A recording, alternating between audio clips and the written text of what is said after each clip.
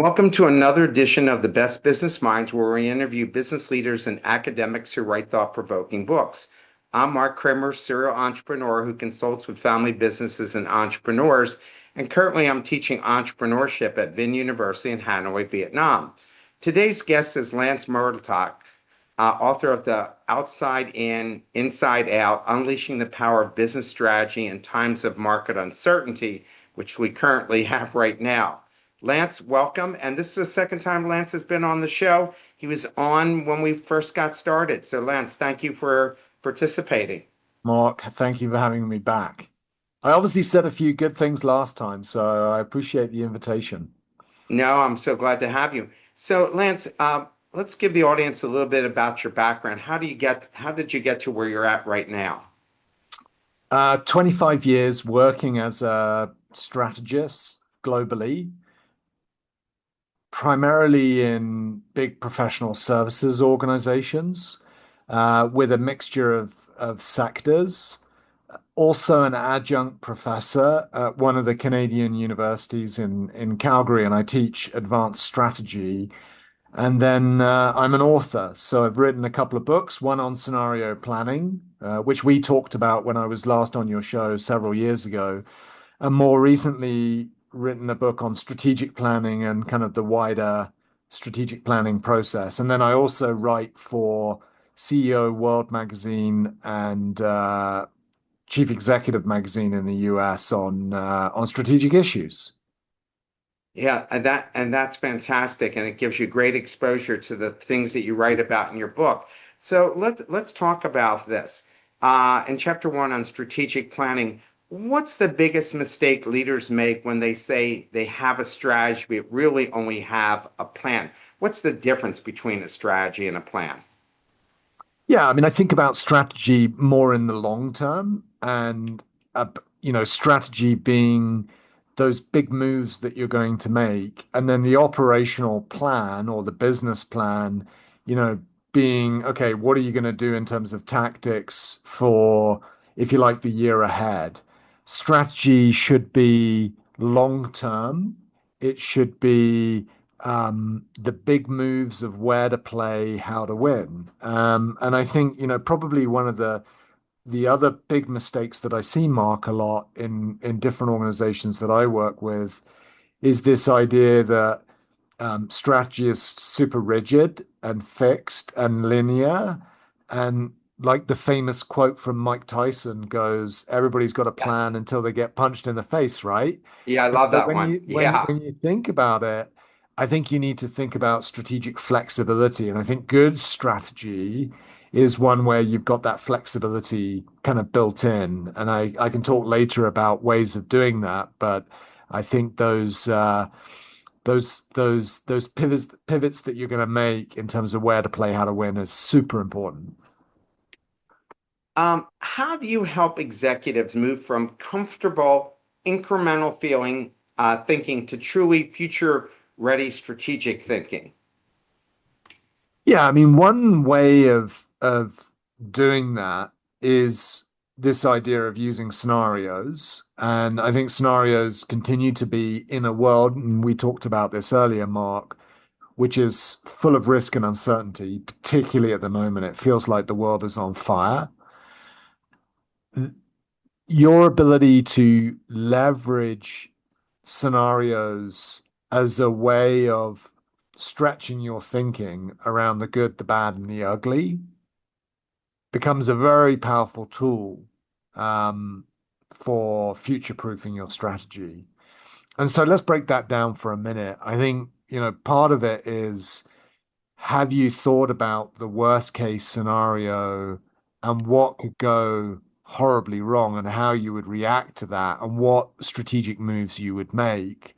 But have you also thought about the best case scenario and what those big opportunities could be? And again, how you would react and adapt to that and everything in between, right?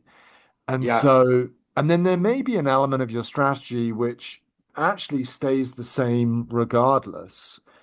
Um, but what are the points that you'll dial up and dial down based on, the scenario that plays out?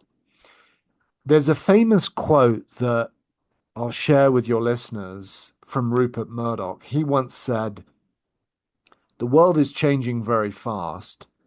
The big will not beat the small anymore. It will be the fast beating the slow." And I really like that quote because I think it really encompasses the feeling and the tone that we have in the world today. Risk, uncertainty, ambiguity, volatility. And so, how do companies speed up, adapt, react in this world that's quickly changing? Don't you think that when companies become run by finance people outside of like a finance company like JP Morgan, that they end up being overly cautious and are always just looking at the quarter by quarter number and don't want to make that investment in strategy in the future? Sorry, just say that again. So I always notice that when companies are run by founders or people who are innovators, like the Nadella who runs Microsoft. So under Steve Ballmer, Microsoft was essentially dead for 10 years, making money, but really not going anywhere. Now they have Nadella, who's been running Microsoft, I guess, the last 4 or 5 years, and people are excited again about Microsoft. Don't you find that the people, when companies, especially investors, and they come from finance backgrounds, like to hire other finance people because they feel, oh, we need to be more financially efficient, that strategy kind of goes out the window because they really don't want to invest in strategy for the long term, especially when it comes to innovation and knowing that you hit way more dry holes than you hit gushers of oil. But that's how innovation works. That's right. And I think the most powerful, so I would agree with that. And I think the most powerful companies and leadership teams are the ones where you've got diversity of perspective at the table. And it's not just all finance or operational or visionaries. I mean, the challenge with, a company that's just full of visionaries is, can they be commercial and can they make money and can they be profitable? The Yeah, flip side of that is if you've got an organization full of private equity people, you're going to sweat the asset and the customer experience is probably not going to be that good. I mean, I've come across yeah. examples of that, you know, recently. I think you have to pick your poison. Like there's a great book that I apart from my own book, Mark, but I'll plug someone else's book here, um, called Discipline of Market Leaders, which was written several years ago, I think 20 years ago, by Michael Tracy. And he did a piece of research that said, you know, to be winning in the marketplace, you have to pick your poison, pick your discipline of how you're going to drive differentiation. And he says there's three types of companies. There's those companies that are operationally excellent. Think about Exxon. Tim Hortons would be another example, a good Canadian coffee brand, although I think it's owned by an American company now. But their way of winning in the marketplace is all around standardization, cost discipline. The finance people like really focused on there's one way of doing things. Not the best experience, but you know what you're getting, and what you get anywhere in the world is exactly the same. And there's great examples of companies being successful in that discipline. The second discipline is called product leadership or innovation. And I think Apple, you point out, like, is a great example of that. They pride themselves on innovation. And a lot of the management system that they have within the company is about um, innovation. Although that, you know, you could argue that we've seen less innovation from Apple in the last decade.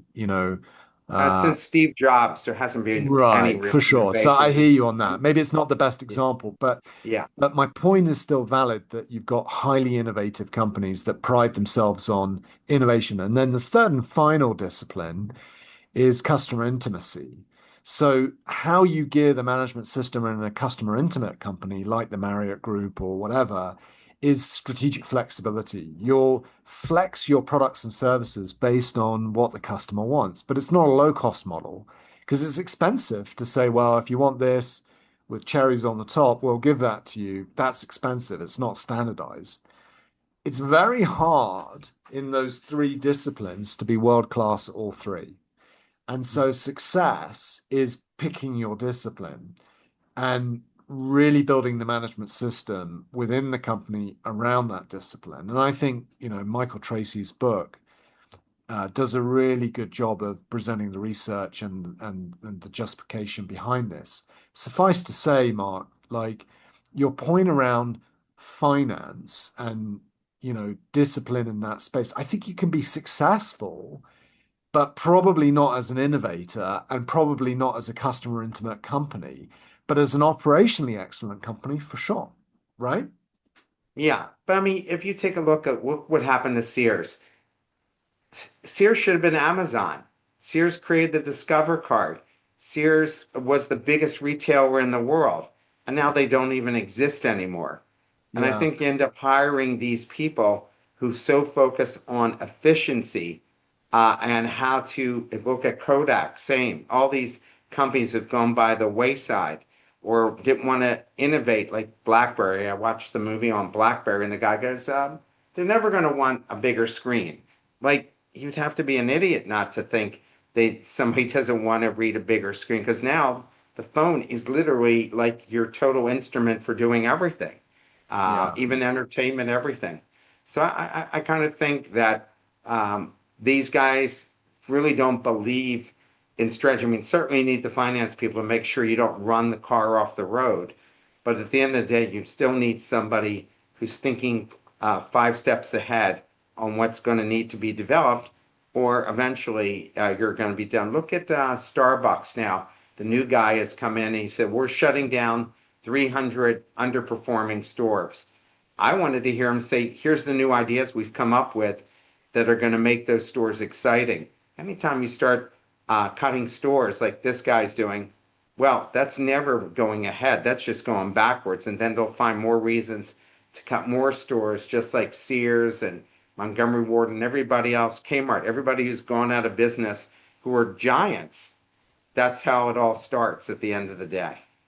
yeah. I mean, and I think, some of the examples that you shared there, Kodak being one, but I mean, Target is another one where we had an American brand come to Canada and really struggle because they failed to understand, and I talk about this in my book, in my latest book, Outside In, Inside Out. Um, this idea of outside in thinking, where it's really important strategically to kind of take a step back, look at what's happening in the market around you, talking to customers, talking to stakeholders, using scenarios, doing that market analysis, looking at key indicators. In the case of Kodak, customers that were saying, like, we're really interested in this thing, digital cameras. And Canon and others were doubling down. In fact, Kodak had a digital camera, but they failed to appreciate the importance of outside in thinking and what the market data was telling them. Target, same thing. They made some assumptions around what Canadian consumers wanted and got it wrong. And as a consequence, Target closed lots of stores across Canada, made hundreds of people redundant, and lost billions of dollars in shareholder value because they failed to understand the outside in thinking, which is one of the first parts of this framework, this diamond framework that I built. In chapter two, market analysis, in your experience, what warning signs tell you a company is relying too much on gut instinct instead of real market insight?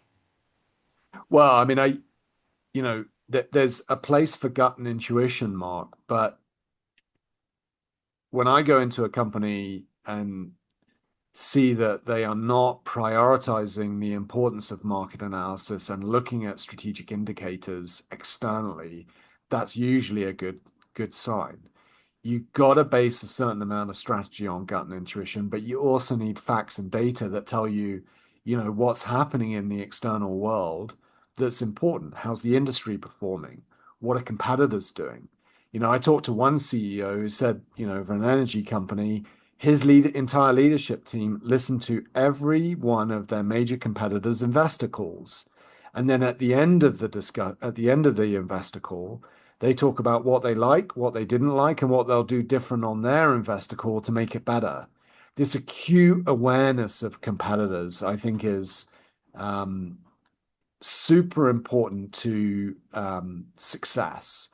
And I recently had the opportunity, Mark, to interview quite a well-known rugby superstar. I mean, being from the UK, I love the sport of rugby. I know it's not, basketball Yeah, or football for some of your yeah. American listeners, but this guy, Johnny Wilkinson, I interviewed him in a piece that I wrote around, you know, execution excellence in sport and how it applies to business. And one of the things that Johnny Wilkinson said, he won the Rugby World Cup in 2003, is he said, "Look, I never looked at my kicking percentage, but I was always accountable. And I always had notes explaining what I did well, what I didn't, and what I would do differently next time that I played the game."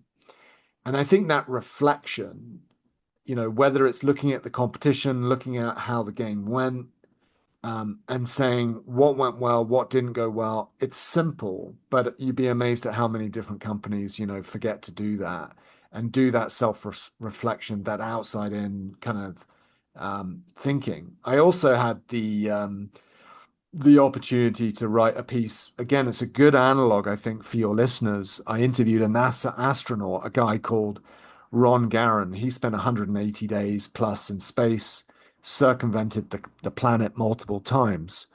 Really interesting guy. He's also trying to build a permanent base on the moon.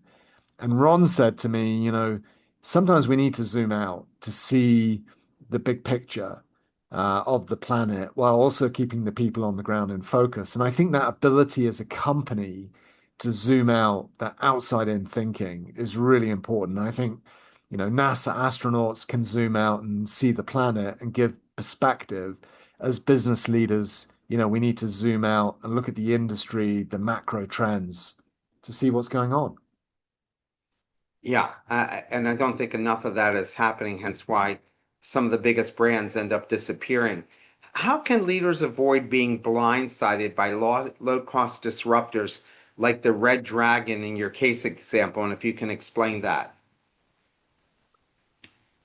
Yeah, I mean the Red Dragon case example is you know an example of a Chinese company coming into the Canadian business environment and being able to kind of undercut from a low cost perspective. Um, the I think the challenge for companies, or in this case, that particular company is, okay, how do I differentiate my product, which might be slightly more expensive, but are we positioning it as a higher quality product?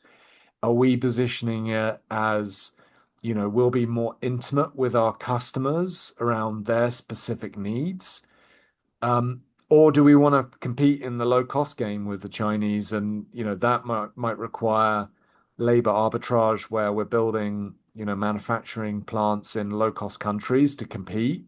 I think you've got to consider all of those things and be aware of the external market from an outside in perspective. Somebody I just spoke to a group today, and this one person said, "Why does Vietnam, that's where I'm at, need to focus on entrepreneurship?" Because I created a national high school entrepreneurship competition because Vietnam, compared to Singapore, they have 34 unicorn companies in Singapore to only four in Vietnam. Israel has 150 unicorn companies, and there's only, again, four in Vietnam. And so those guys are 15% the size. And so he said, why can't we just keep making products for the rest of the world? And I said to him, because other countries can undercut you. You're just a commodity every day. And if you're not strategically thinking about how to create your own products and services that are unique that you can sell on a global basis, your country could end up like the Philippines because they were an economic power in the 60s, but they never invested in entrepreneurship. They just kept trying to be the low cost provider. What do you think about that? What kind of advice do you give these countries that um, focus on maybe just being the low cost provider or being efficient at manufacturing other people's products? Yeah, I mean, I one of the things that I talk a lot about is these 10 big trends that I think are shaping the future of strategy, and one of them relates to technology investment. In 2025, it's estimated that we spent 4.9 trillion on technology investment in 1 year alone. And of that investment, 1.5 trillion was AI related. If I'm in a low cost country, I think one of the concerns and the areas of massive disruption is like, is labor arbitrage dead? Um, because of automation. And so, what are we doing to create tools and technologies that gives us something that we can sell to the world? Because um, if I'm trying to build a plant, do I build that plant in Vietnam as an example with low cost of labor, or do I build what's called a dark factory um, at home where, you know, digital and AI and robotics is doing it where I've got no labor? And I think I don't have a perfect answer to that, Mark, but I think this is going to potentially fundamentally change the labor arbitrage model.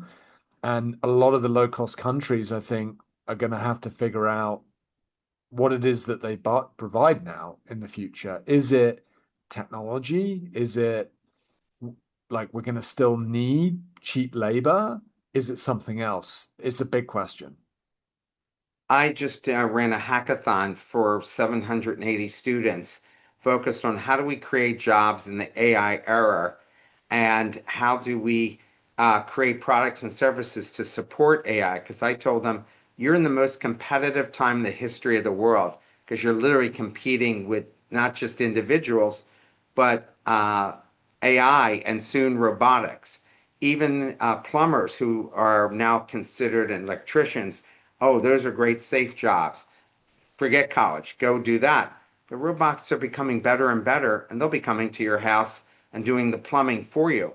So it could be 5 years, no more than 10, that you can have mass anarchy because people won't be able to make a living and just be, and even the people who are putting these people out of work, how are they going to make money if nobody has money to spend uh, on groceries or anything else because they're all out of jobs?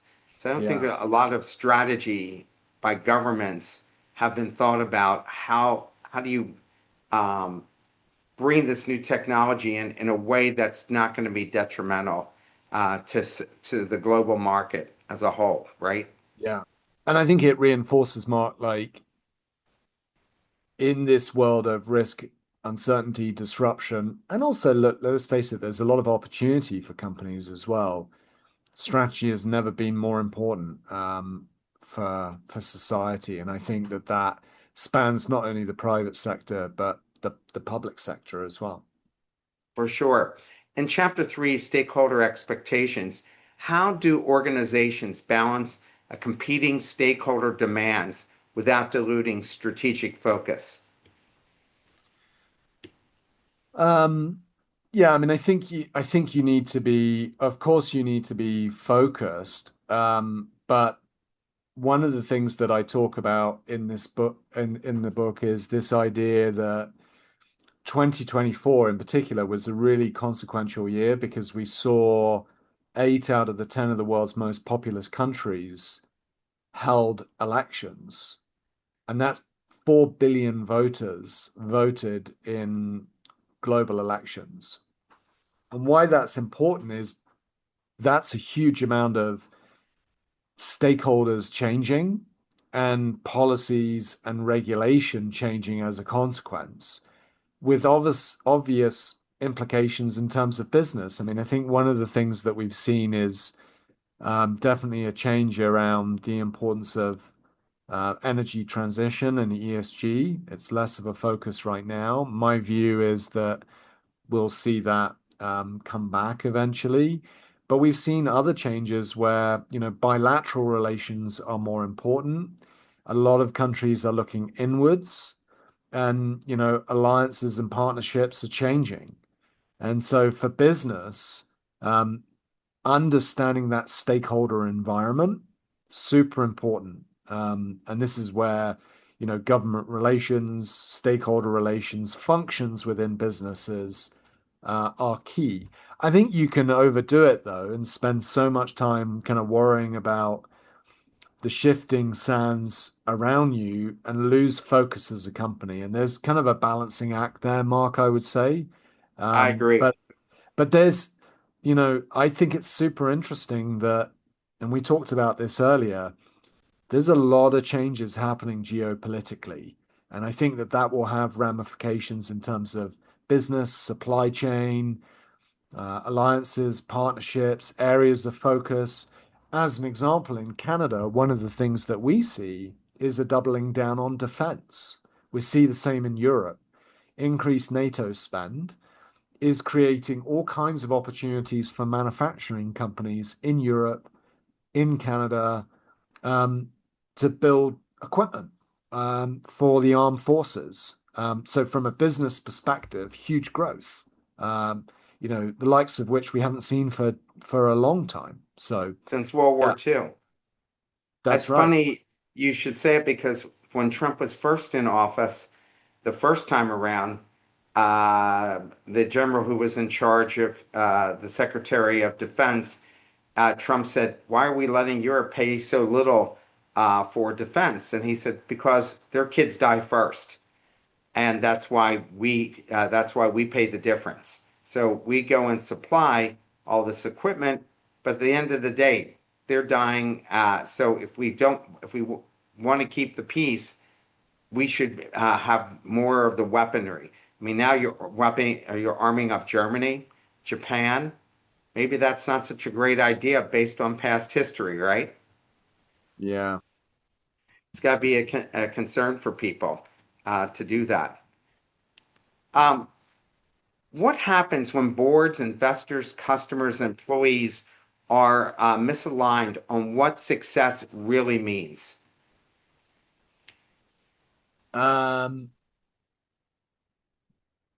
I mean, I think the board plays an important role in what I would call nose in, fingers out. They play an influencing role in strategy, but ultimately the CEO of the organization needs to drive strategy and have the support of the board. And this is why, when developing a strategy, I think socialization of that strategy and alignment with the board, give the board the opportunity to provide input is super important. But the board doesn't own the strategy. I think the CEO should own the strategy. And then you get into how you translate the strategy down into the organization and the role of employees. One of the examples I talk about in the book is with Ryanair, the low cost airline in Europe. But I think EasyJet is another good example. There's actually a case study on EasyJet in the book as well, Northwest Airlines. One of the things that these airline companies, I think, do particularly well is how they define strategically what they're focused on at the top of the house. And then there is relentless execution and implementation down into the organization. And everybody knows what they're focused on. And so in the case of Ryanair, it's low cost. And whether it's how they do maintenance, where every aircraft is exactly the same, and their maintenance plans and maintenance routines are the same, how they load aircraft, how, their ticketing system, which is electronic, not paper-based, everything is focused around low cost because that's strategically what they're focused on. And it Yeah. translates like right down into the organization. I think that's a great example of the importance of, you know, board management and employees knowing exactly what's required strategically and translating it up and down.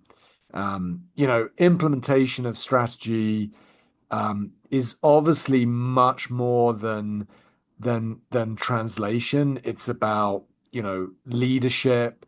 I think world-class communication is key as well. So there's a few other pieces that relate to it. I think it's about monitoring and controlling success. It's about how you integrate the different pieces and how you engage employees.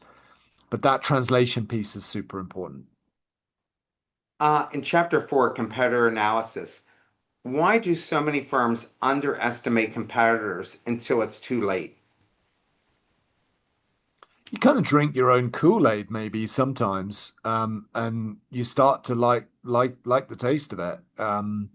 And some companies, not all, surround themselves with like-minded people versus what we were talking about earlier, Mark, this idea of diversity of perspective around the leadership table. And then again, not enough outside in thinking where, you're so focused on the inside out and not spending the time looking at competitors, looking at markets, looking at indicators, looking at industry, speaking to stakeholders that you kind of forget what others are doing.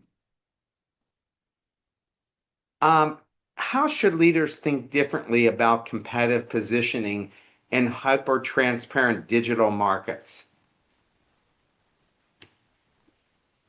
I mean, I'm not a deep digital guy, but in the world of transparency and this massive amount of money that we're spending on digital investments and technology investments, I mean, as I said, close to 5 billion last year, integrating digital and AI is increasingly important strategically for companies to think about. And, one of the challenges I think, particularly when thinking about AI, is companies are focused on how they optimize existing processes using AI versus completely redefining the process itself or starting from scratch using AI. In chapter 5, scenario analysis, how can scenario planning help leaders prepare for unknowns? And what role does AI play in that now? Yeah, I mean, we talked about this a little bit earlier, but I think that helps build that strategic flexibility where you create different scenarios, you stress test your strategy against those scenarios, to say, have we got the right flexibility? And then as it relates to I think you can use, and I've seen it, worked on it, where companies are using AI and in particular natural language processing to help, um, if you like, process the vast amounts of data that are out there. Last year in 2025, we created 181 zettabytes of data, and 90% of that data we're not using. If we could figure out how to better leverage the data that we're creating, I think there's all kinds of really good insights that inform decision making that can come from that. What distinguishes useful scenarios from academic exercises that never influence decisions? Me being in academia right now, even though I'm a private sector guy, I can see where this ends up going, that you're not really learning things that are going to help you be successful because it's not real world. So, what's your take on that? Yeah, I mean, one of the things that I think is important, and British Airways is a really good example of this that I talk about in my first book, um, is building scenarios, one based on cross stakeholder input, and that might include, management, employees, board, but also external stakeholders in really informing and developing the different scenarios. And then you have a much richer set of scenarios that, particularly if you involve employees in helping develop the scenarios, but also informing the strategic actions that you would take around the scenarios, it's much more likely that it's going to be less academic, more practical, and more implementable. In operating model analysis, when does a company's operating model become its biggest strategic constraint? Um, I mean, look, when you when you define if you define what an operating model is, it really is how a company plans to execute its strategy really from the inside out. It's the tasks, the activities, the processes, the capabilities that characterize the company. Um, and it can be well defined or ill defined, but every company has an operating model. I think the problem strategically is when how the operating model is designed is at odds with strategically what you're trying to achieve. And so I think that can grind an organization to a halt because here's what we want to be, where we want to play, how we want to win. But the operating model is geared towards something else. And that can be the undoing of companies. So tight integration between those two, I think, Mark, is essential to success. And if you go back to what I was saying earlier about the discipline of market leaders, this work that Michael Tracy did, um, the research shows that you know, if you pick your discipline, whether it's you want to be operationally excellent, a product leader or a customer intimate company, you're building your operating model and your management system to support that. And when that's in odds, then you're not going to be a market leader because the system behind achieving the strategy is not aligned.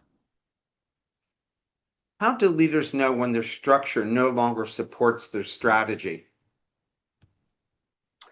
Um, Well, they're not getting the strategic outcomes that they expect. And, they may not be organized in the right way. One of the things that I find super curious right now is 36% of organizations have a talent management strategy, which would include like how we're organized and how we're structured. 36%. Just think about that for a moment. That's a really low number.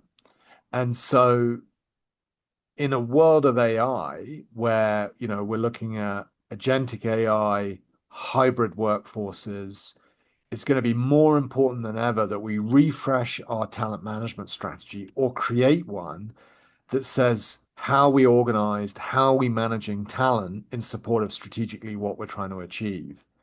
And hopefully we can improve that 36% because I think that's dangerously low. Enterprise risk management. Why is risk often treated as a compliance exercise instead of a strategic advantage? Yeah, I mean, it's, I think for some leaders, it's negative. It's looking at the things that can go wrong. And, leaders want to be optimistic, um, and focused on what can go right and how they can drive growth and opportunity. I recently wrote a piece around the integration of strategy and risk. And I think you need to tightly combine those things for success. And often, I see, particularly in large organizations, the chief risk officer and the chief strategy officer are two different people that don't talk to each other as much as they should or could. Success is, yes, you have to have awareness of the risks, but how can you integrate those and understand how you mitigate them and create opportunity for the company in an integrated way?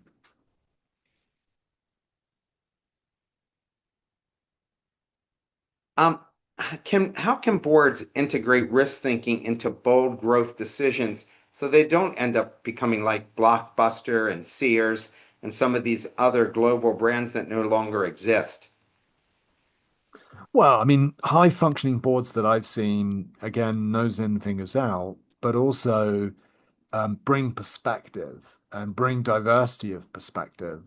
In terms of experience, sometimes when you have boards that are made up of folks all from the same industry, that can be uh, problematic because you're getting, unidirectional thought and ideas. So, are you making up your board with maybe someone with deep AI experience, or maybe someone from an adjacent industry or a completely different industry that can bring, fresh ideas and perspectives to challenge management. Um, so I think that's important, and boards play a very important influencing oversight role. So I think the skills and capabilities and how you assess that is critical and essential. In M&A and divestment, why do so many mergers destroy value instead of creating it? We talked about that before even starting the show.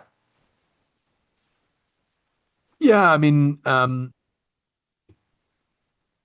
think one, and I dedicate a couple of chapters to M&A in my new book.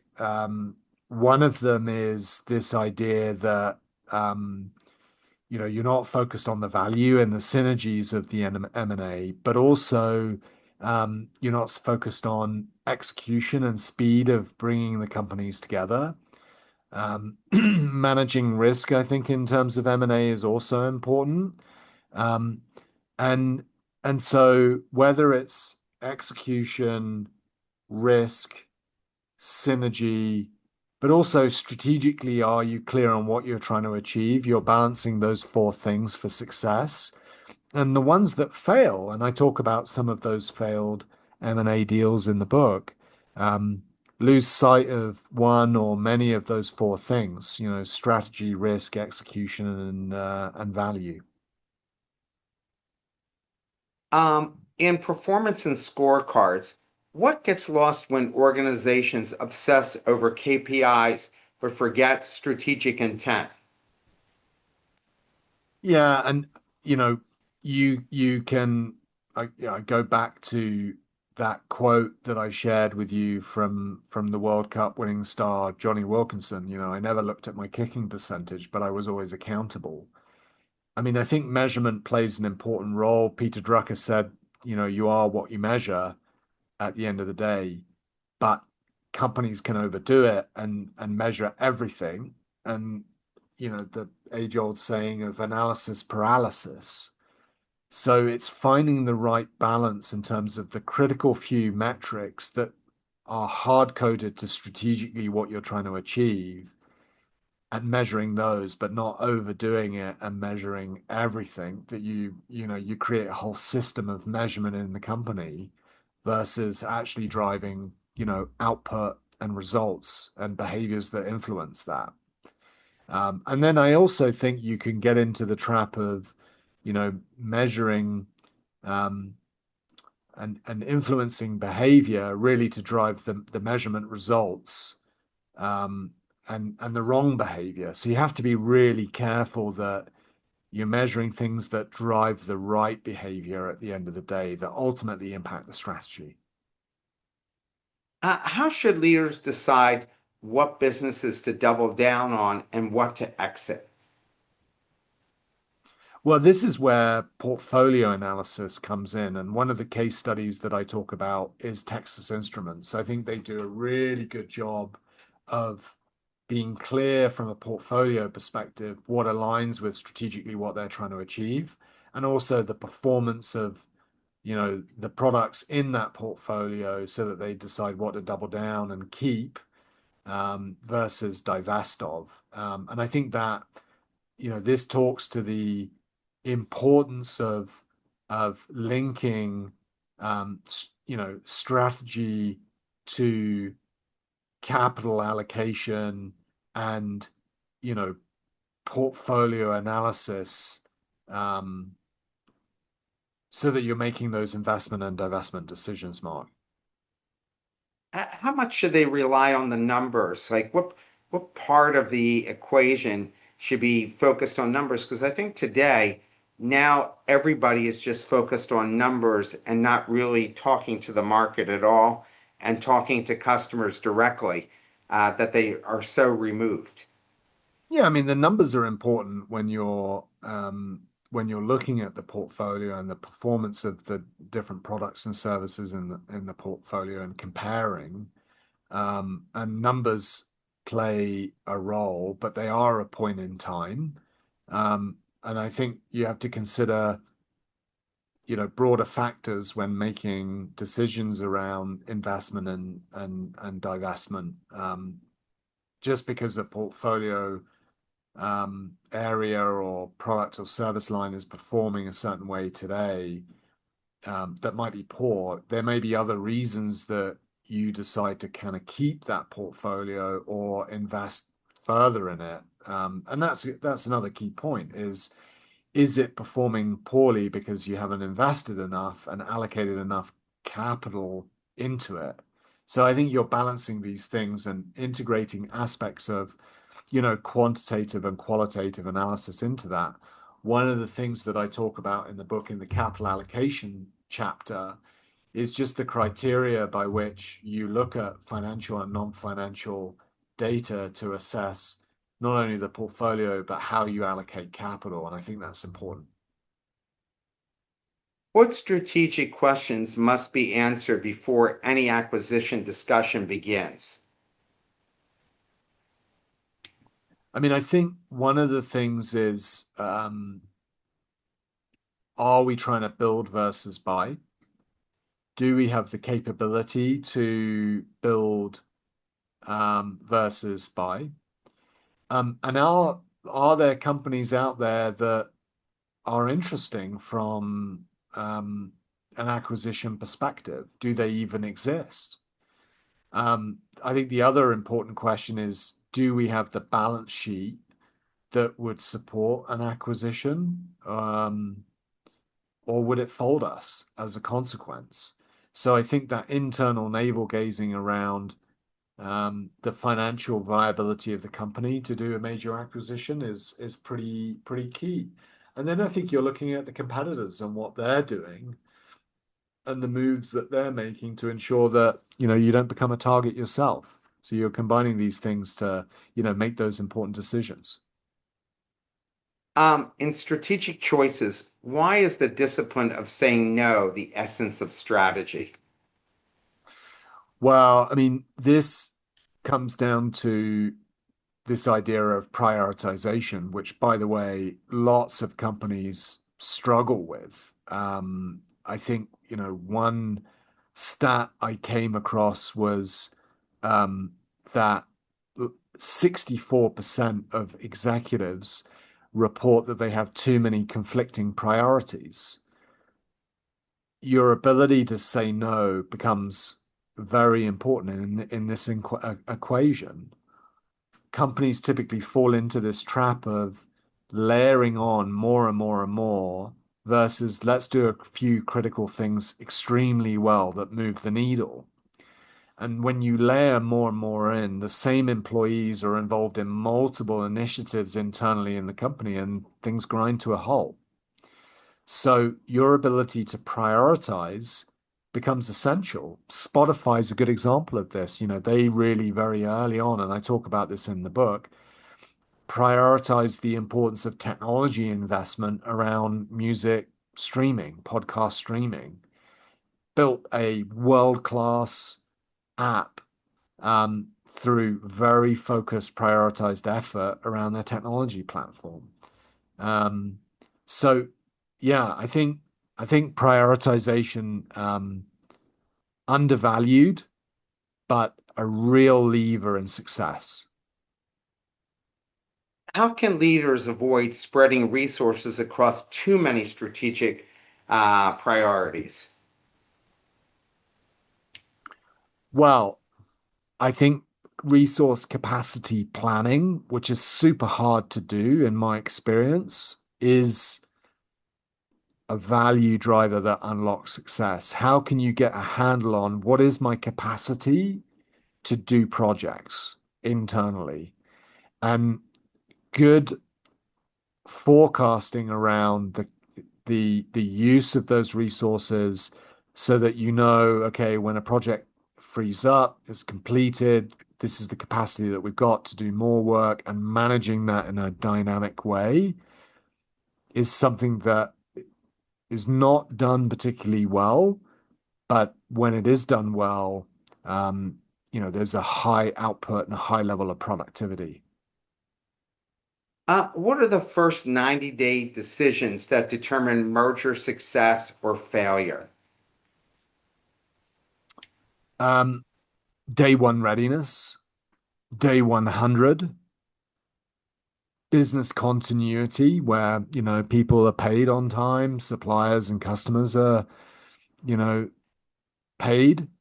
Um, but I think that, being clear around day one readiness, being clear about what day 100 looks like, and thinking about integration from an M&A perspective, both in a short, medium, and long term, and having a really strong PMO or, if you like, an air traffic control system that really manages the execution of integration.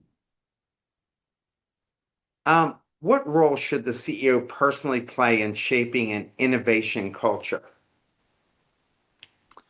Well, I mean, I think it starts with the CEO and then it gets back to ensuring that the management system, the operating model is geared around innovation. I think a portfolio of innovation is important where you're clear on the sustaining, the adjacent, and the disruptive innovation and looking at that as a portfolio. But I also think you need some key building blocks, which I talk about, in the book around how ideation works, how culture informs innovation and plays a role, governance, the process of innovation, how you measure innovation, all of these things combined together. What's the difference between smart cost transformation and destructive cost cutting? Yeah, that's a good question, Mark. I think you can take it too far, but a strong lens on what cost um, is y- you know what does success look like from a cost management perspective?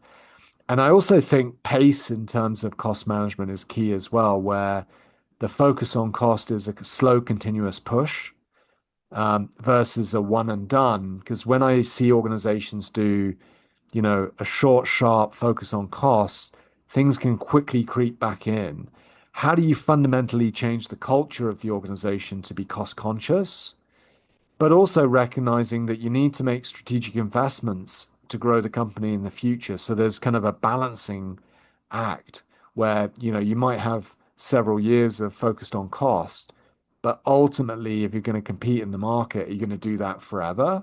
How do you continue to grow? And I think, the Ryanair example that I talked about earlier is a good example of a company that's cost conscious, but that doesn't mean that they're not prepared to make investment decisions to create, new routes, buy aeroplanes, all of these things. So they got the right balance.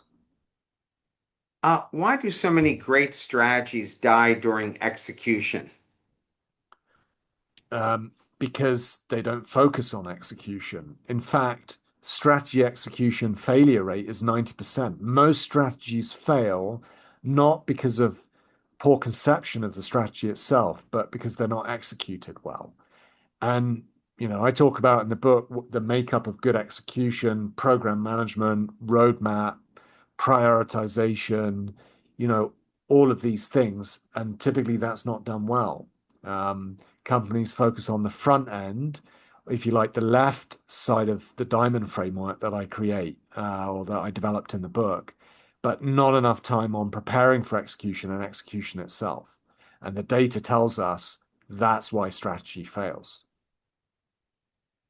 So, what frameworks help executives kill good ideas in order to fund great ones?